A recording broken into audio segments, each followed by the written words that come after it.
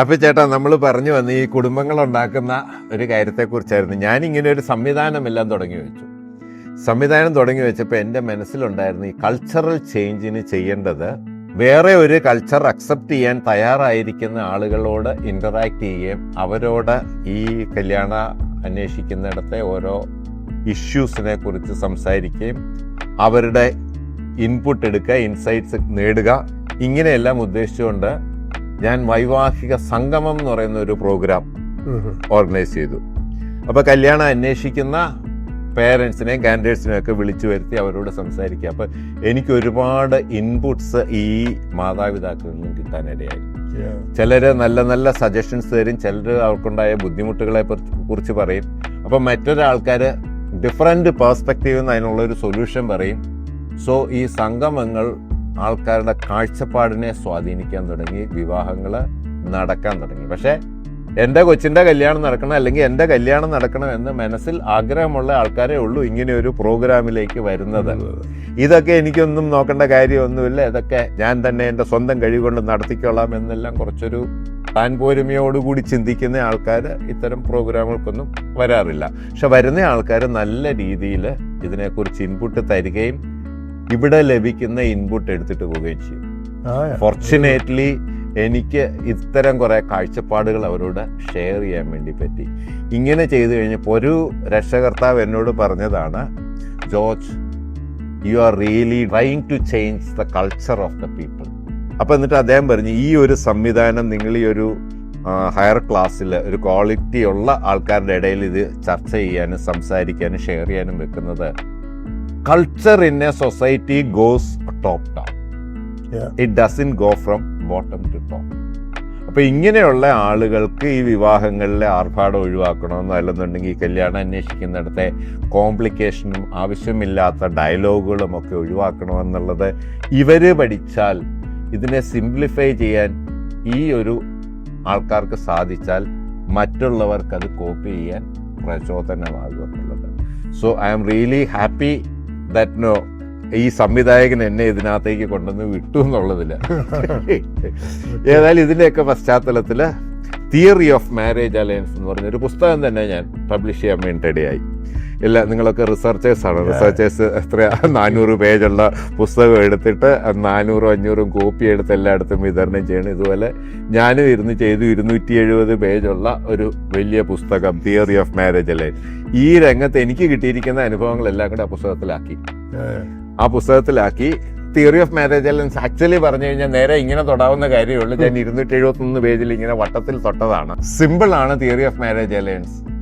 ഒന്നുകിൽ ഒരു കല്യാണം നടക്കണമെങ്കിൽ, ഒരു അറേഞ്ച്ഡ് മാരേജ് നടക്കണമെങ്കിൽ, ഒന്നുകിൽ നിങ്ങൾക്ക് പറ്റിയ ഒരാൾ നിങ്ങളുടെ കണ്ണിൽ പെടണം, അല്ലെങ്കിൽ നിങ്ങൾക്ക് പറ്റിയ ഒരാളിൻ്റെ കണ്ണിൽ നിങ്ങൾ പെടണം. അങ്ങനെ ആൾക്കാർക്ക് ഈ ഒരു പർട്ടിക്കുലർ കമ്മ്യൂണിറ്റിയിലുള്ള പർട്ടിക്കുലർ ക്വാളിഫിക്കേഷൻ ഒക്കെ ഉള്ള ആൾക്കാർക്ക് തമ്മിൽ കണ്ണിൽ പെടാനുള്ള ഒരു പ്രിമൈസസ് ഞാൻ മെയിൻറ്റെയിൻ ചെയ്യുന്നതേ ഉള്ളൂ. ഒരൊറ്റ കല്യാണം പോലും നടത്തിയെന്ന് പറയാൻ എന്നെ കൊണ്ട് പറ്റത്തില്ല, ഞാൻ ചെയ്യുന്നുമില്ല. I simply have a premises where people can come and അങ്ങോട്ടും ഇങ്ങോട്ടും കണ്ടുമുട്ടാനുള്ള അവസരം ഉണ്ടാവും. Enabler or facilitator to have a premises, a platform. കല്യാണം എന്ന് പറയുന്നത് സംവിധായകന്റെ പണിയായിട്ട് ഞാൻ വിട്ടുകൊടുത്തിരിക്കുക. കണ്ണിൽ പെടുത്തുന്നത് സംവിധായകനാണെന്നാണ് എൻ്റെ ഫിലോസഫി. ഓക്കെ. പിന്നെ കണ്ണിപ്പെട്ട് കഴിഞ്ഞാൽ കണ്ടു എന്നുള്ള കാര്യം പറയണം. പിന്നെ പറയാൻ വേണ്ടിയിട്ട് മടിയുണ്ടെങ്കിൽ, ചമ്മലുണ്ടെന്നുണ്ടെങ്കിൽ അതിന് ഞങ്ങളുണ്ട്. ഞങ്ങൾ പറയും, ഓക്കെ നിങ്ങൾക്ക് ചമ്മലാണെങ്കിൽ ഞങ്ങൾ പറയാം, അതേ നിങ്ങളുടെ കണ്ണിപ്പെട്ടിട്ടുണ്ടെന്ന് ഞങ്ങൾ പറയാം എന്ന് പറഞ്ഞിട്ട്, അതാണ് ഫെസിലിറ്റേഷൻ എന്ന് പറയുന്ന ഒരു സാധനം. ഇതാണ് ഞങ്ങളുടെ തിയറി ഓഫ് മാരേജ് അലയൻസ്. ഈ വിവാഹം ആഗ്രഹിച്ചു വരുന്ന വ്യക്തികൾ അവർക്ക് പല വിധത്തിലുള്ള എക്സ്പെക്ടേഷനും സ്വപ്നങ്ങളും ഒക്കെ ആയിരിക്കും. ഈ പാർട്ട്നേഴ്സിന്റെ പ്രധാന ക്വാളിറ്റി എന്തായിരിക്കണം? തമ്മിൽ ഇഷ്ടപ്പെടാനും തമ്മിൽ ഒന്നിച്ച് ജീവിക്കാനുള്ള ഒരു പെർസ്പെക്റ്റീവ് ഇണയിൽ ഉണ്ട് എന്ന് മനസ്സിലാക്കുന്ന ആ സ്ഥിതിവിശേഷം, ആ ക്വാളിറ്റി എന്തായിരിക്കും? നമുക്ക് കല്യാണം അന്വേഷിക്കുന്ന ആളിനെ സംബന്ധിച്ചിടത്തോളം they happen to be a little bit of self-centered. അവനവനിലേക്ക് തന്നെ നോക്കിയിട്ട് എനിക്കിതെല്ലാം ഉള്ള ഒരാളിനെ വേണം എന്ന ചിന്തയിലാണ് ആദ്യമേ ഈ അന്വേഷണം തുടങ്ങുന്നത്. എനിക്ക് എന്തെല്ലാം ഗുണമുണ്ടായിരിക്കണം, ഞാൻ എന്തെല്ലാം കൊടുക്കാൻ വില്ലിങ് ആണ്, എന്തെല്ലാം ഗുണങ്ങൾ പ്രകടിപ്പിക്കാൻ സാധിക്കണം എന്നുള്ളതിനെക്കുറിച്ച് പതുക്കെ അവർക്കൊരു ബോധ്യം ഉണ്ടാകുന്നുള്ളൂ.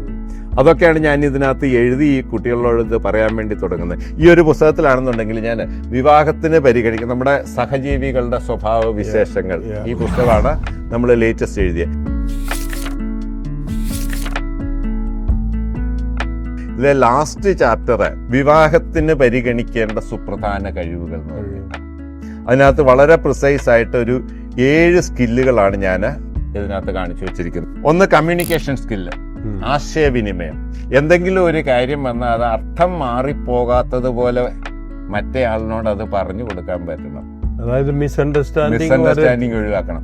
വാക്കില് മാത്രമല്ല, സ്വരത്തിലും അർത്ഥമുണ്ട്, പ്രകടിപ്പിക്കുന്ന രീതിയിലുണ്ട്. ഉണ്ടോ എന്ന് ചോദിച്ചെന്നാ ഉണ്ടേ എന്ന് പറഞ്ഞു കഴിഞ്ഞാല് അയാൾക്ക് തൃപ്തി ആയില്ല എന്നുള്ളതാണ് അവിടെ കിട്ടുന്നത്. അപ്പൊ ആ സ്വരത്തിൽ പോലും ഉണ്ടു എന്ന് പറയുമ്പോഴത്തേക്ക് ആ ഉണ്ടു എന്ന് പറയുമ്പോഴേ എനിക്ക് ആ ഊണ് തൃപ്തിയായി എന്നുള്ളതും കൂടെ അതിനകത്ത് മീൻ ചെയ്യുന്നുണ്ട്. പറയാതെ പോകുന്ന സന്ദേശങ്ങള് നമ്മുടെ കമ്മ്യൂണിക്കേഷനിലുണ്ട്. നമ്മൾ ജെനുവിൻ ആയിട്ടുള്ള കമ്മ്യൂണിക്കേഷൻ നടത്താൻ പല ആളുകൾക്കും അറിയില്ല. Conflict resolution skill. 2 മനുഷ്യർ ഈ പറയുന്ന പോലെ സംസാരിച്ചു പോകുന്നതിനിടയ്ക്ക് ഉദ്ദേശിക്കാത്ത അർത്ഥം മറ്റേ ആളിന് തോന്നിയാൽ അവിടെ കോൺഫ്ലിക്റ്റ് ഉണ്ടാകും. ആ കോൺഫ്ലിക്റ്റ് ഉണ്ടാകും എന്നുള്ളത് നമുക്ക് ഒഴിവാക്കാൻ പറ്റില്ല. കോൺഫ്ലിക്റ്റ് ഉണ്ടായി കഴിഞ്ഞാൽ കോൺഫ്ലിക്റ്റ് ഉണ്ടായിന്ന് മനസ്സിലാക്കാൻ സാധിക്കണം. അത് മനസ്സിലാകുന്ന അത് റിസോൾവ് ചെയ്യാൻ വേണ്ടി ഇനിഷ്യേറ്റീവ് എടുക്കണം. അതിനുള്ള ഒരു മിടുക്കുണ്ടാകണം. ഒരു ചെറിയ ഉദാഹരണം പോലെ, ഭാര്യ എന്നോട് ചോദിച്ചു, ഉണ്ടോ എന്ന് ചോദിച്ചു. ചേട്ടനുണ്ടോ? ഉണ്ടേ എന്ന് പറഞ്ഞു. എന്താ, ഞാൻ ഉണ്ടാക്കി ഇഷ്ടപ്പെട്ടില്ല അല്ലേ? അല്ലേലും നീ ഉണ്ടാക്കി കഴിഞ്ഞാൽ ഒന്നാമത്തോടി പോരെ ഇതായി. അയ്യോ എന്റെ പൊന്നു കുഞ്ഞെ, നീ ഉണ്ടാക്കിയത് മോശമെന്നല്ല പറഞ്ഞേ, ഞാൻ ആ ഒരു ഈണത്തിൽ പറഞ്ഞതാ, സോറി കേട്ടോ, ഉദ്ദേശിച്ച അർത്ഥമല്ല ഞാൻ വായിന്ന് വന്നത്. ഇത്രയും പറയാനുള്ള ഒരു മനസ്സുണ്ടായാൽ മതി. ഇനി അഥവാ വേറെ ഏതെങ്കിലും സീരിയസ് ആയിരിക്കുന്ന ഒരു കാര്യം ചെയ്യരുതെന്ന് പറഞ്ഞ കാര്യം ചെയ്തു കഴിഞ്ഞിട്ട് തർക്കം ഉണ്ടായി കഴിയുന്ന അവിടെയാണെന്നുണ്ടെങ്കിലും പ്രശ്നത്തിന് പരിഹാരം ഉണ്ടാകണം എന്ന രീതിയിൽ ചിന്തിക്കാൻ മനസ്സുണ്ടെങ്കിൽ പരിഹാരം ഉണ്ടാക്കാം. ചെയ്തത് തെറ്റിപ്പോയെങ്കിൽ നമുക്ക് പരിഹാരം ഉണ്ടാക്കാം. പക്ഷെ ഞാൻ ചെയ്തത് ശരിയാണ് എന്ന് ഞാൻ വാദിക്കാൻ പോയാൽ conflict can never be resolved. നമുക്ക് തെറ്റ് പറ്റാം. പറ്റിയ തെറ്റിന് പരിഹാരം ചെയ്യാനും പ്രായശ്ചിത്തം ചെയ്യാനും ഞാൻ വില്ലിങ് ആണെങ്കിൽ, അതിനുള്ള മാർഗം കണ്ടുപിടിക്കാനുള്ള ഒരു ഐക്യം ഉണ്ടെങ്കിൽ നമുക്കിത് പരിഹരിക്കാം. നമുക്കത് പരിഹരിക്കാനുള്ള എല്ലാ ശ്രമവും നടത്താമെന്ന് പറഞ്ഞ ആ ആളിന്റെ മനസ്സിലെ രോഷാദ്യം അടക്കാം. അത് കഴിഞ്ഞ് പറ്റിപ്പോയ തെറ്റിനുള്ള പരിഹാരം നമുക്ക് കണ്ടുപിടിക്കാം. ഇത് തെറ്റ് പറ്റിപ്പോയി, അത് ആ തെറ്റുകൊണ്ടുണ്ടായ നഷ്ടത്തെക്കാൾ കൂടുതൽ നഷ്ടം അതിനെക്കുറിച്ചിട്ട് ആദ്യ പിടിച്ചും അതിനെക്കുറിച്ച് ആർഗ്യൂ ചെയ്ത് നമ്മൾ ഉണ്ടാക്കുന്നത്. അതാണ് കോൺഫ്ലിക്റ്റ് റെസൊല്യൂഷൻ സ്കിൽ എന്ന് പറയുന്നത്. അടുത്തൊരു സാധനം ടൈം മാനേജ്മെന്റ് സ്കില്ല്. സമയമില്ല, എനിക്ക് ഈ സാധനം കൂടെ ചെയ്യാൻ വേണ്ടിയിട്ട്. ഇന്ന് മിക്കവാറും നമ്മുടെ സമയം മുഴുവൻ പോകുന്നത് മൊബൈലിനകത്ത് ആണ് പോകുന്നത്. ഇപ്പം ഭാര്യയും ഭർത്താവും കൂടെ ആരെങ്കിലും അല്ലെങ്കിൽ മക്കള് പല സ്ഥലത്ത് ഇപ്പം വാട്സാപ്പിലും ഫേസ്ബുക്കിലും ഒക്കെ കാണാറുണ്ട്.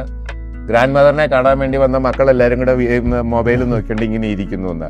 മരിച്ച വീട്ടിൽ ചെന്ന് കഴിഞ്ഞാൽ എല്ലാവരും മൊബൈൽ നോക്കിക്കൊണ്ടിരിക്കുന്ന, ഡെഡ് ബോഡിയെ നോക്കുന്നതിന് വരെ എല്ലാവരും മൊബൈൽ നോക്കിക്കൊണ്ട് ഇങ്ങനെ വട്ടത്തിൽ ഇരിക്കുകയാണ്.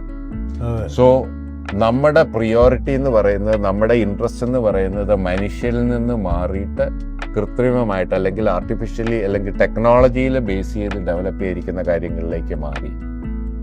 നമ്മുടെ കൂടെയുള്ളവർക്ക് വേണ്ടി ചെലവഴിക്കാനുള്ള സമയം നമ്മൾ മാനേജ് ചെയ്തെടുത്തേ മതിയാകത്തുള്ളൂ. കാശ് മിച്ചം വെക്കുന്ന പോലെ തന്നെ സമയവും മിച്ചം വെക്കണം.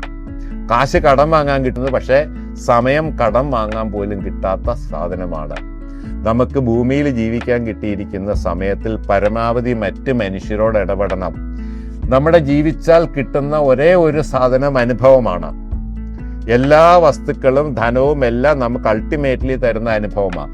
അനുഭവം കിട്ടണമെങ്കിൽ മറ്റ് മനുഷ്യരോട് ഇടപെടണം.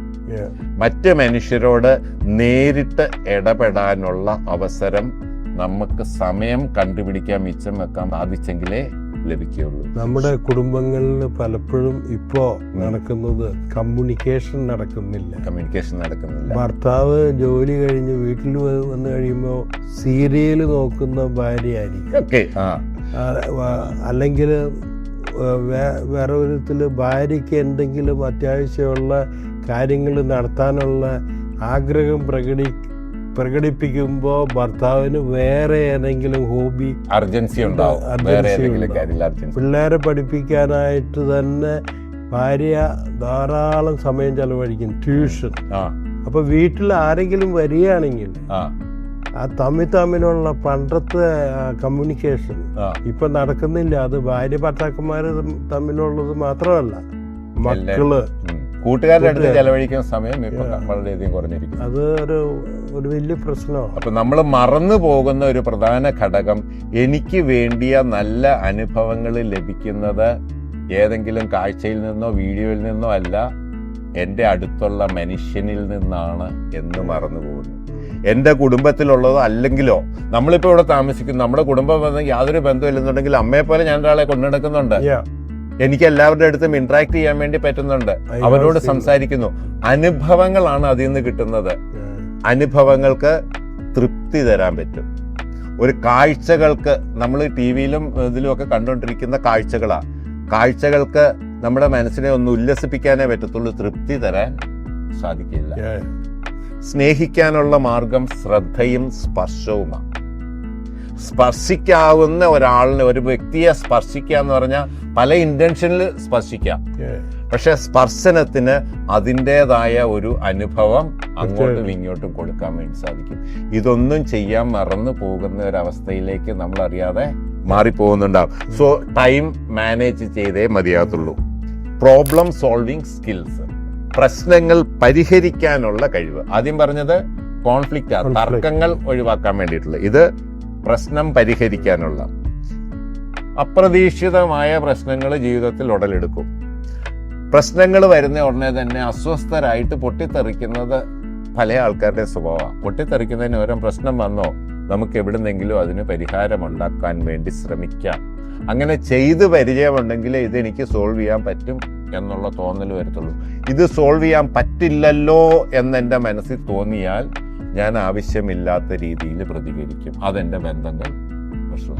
ഞങ്ങള് ചിലപ്പോ പറയാറുണ്ട്, വാസ്തവത്തിൽ പ്രോബ്ലംസ് ഇല്ല, ചലഞ്ചസ് ആണ്.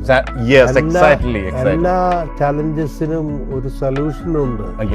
അത് അന്വേഷിച്ചാൽ കണ്ടെത്താവുന്ന സാധനമാണ്. ഇത് വേഴ്സ്റ്റ് സെനാറിയോയിൽ പോലും അവിടെ നമുക്ക് സർവൈവ് ചെയ്യാവുന്ന, അല്ലെന്നുണ്ടെങ്കിൽ അതിനെ റീപ്ലേസ് ചെയ്യാവുന്ന, നമ്മുടെ എക്സിസ്റ്റൻസ് സാധ്യമാക്കുന്ന ഒരു സൊല്യൂഷൻ ഉണ്ടാക്കാം. പക്ഷെ നമ്മൾ അറിയാതെ ഡിമാൻഡ് ചെയ്യും, എനിക്ക് ഈ രീതിയിൽ തന്നെ വേണം എല്ലാം നടക്കാനെന്ന്. നിവൃത്തിയില്ലാതെ വന്നാൽ ആ രീതിയിൽ ഞാൻ മാറ്റാൻ വില്ലിങ് ആണെന്നുണ്ടെങ്കിൽ എനിക്ക് ഏത് പ്രശ്നവും പരിഹരിക്കാൻ സാധിക്കും. പക്ഷെ ഞാൻ റിജിഡാണ്, എൻ്റെ ഈ സംഗതികളിൽ ഒന്നും ഒരു മാറ്റവും വരാൻ പാടില്ല എന്ന് ഞാൻ നിർബന്ധം പിടിക്കുമ്പോഴാണ് എനിക്ക് പ്രശ്നം പരിഹരിക്കാൻ സാധിക്കാതെ വരുന്നത്. ഉത്സാഹമുള്ള ഒരു വ്യക്തി എന്ന് പറഞ്ഞാൽ ആ വ്യക്തിയോട് ആർക്കും ഇഷ്ടം തോന്നും. ഉത്സാഹം എന്ന് പറഞ്ഞാൽ എന്തൂസിയാസം എന്ന് പറഞ്ഞാൽ ഇറ്റ് ഇസ് കണ്ടേജിയസ്. എനിക്കിവിടെ പേഴ്സണലി അനുഭവമുണ്ട്. എനിക്ക് വളരെ ഓരോ കാര്യങ്ങളിലും കുറച്ചധികം എന്തൂസിയാസമുണ്ട്. അത് നമുക്ക് നോക്കാമേ എന്ന് പറഞ്ഞിട്ട് ഞാൻ അതിനകത്തേക്ക് ഇറങ്ങി ചാടാൻ വേണ്ടിയിട്ട് വില്ലിങ് ആവും. So I get many people to join with me in doing that. അതാ എന്തൂസിയാസം കാണിക്കുന്നത് കൊണ്ടും കാണിക്കാൻ മടിയില്ലാത്തത് കൊണ്ടാണ്. ഒന്ന്, എനിക്ക് ഇത്രേ ഉള്ളൂ എന്ന് വിചാരിച്ചുകൊണ്ട് തന്നിലേക്ക് ഒതുങ്ങുന്ന സ്വഭാവം ഇവർ നിർത്തുക.